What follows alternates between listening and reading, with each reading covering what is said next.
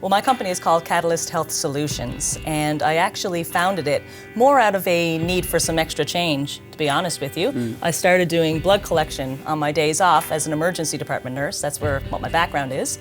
I'm quite good with a needle, so that's where I started.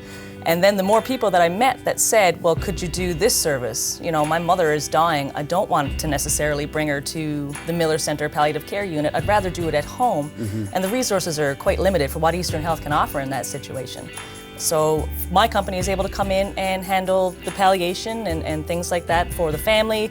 It's really about making the choice for what the patient wants and what the family needs. That's a lot of what our company does. I don't compete with Eastern Health. I very much believe in collaborating with them and complementing the services that they do have.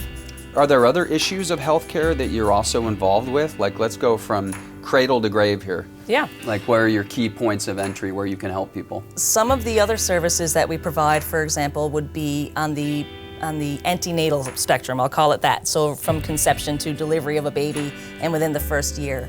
Because I myself had actually suffered quite a severe postpartum depression to the point of being suicidal, honestly.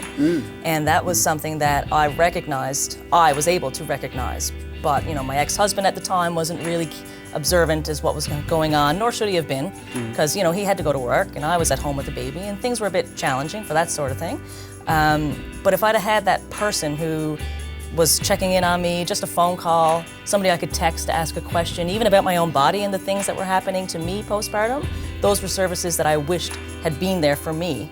And now that's the service that myself, and actually I'm teamed up with a doula in town, and she takes care of the breastfeeding stuff and all the baby things. I do the grown-up, she does the baby stuff. Right. So that's one service that we offer, and that's been very comforting, especially for folks that work offshore.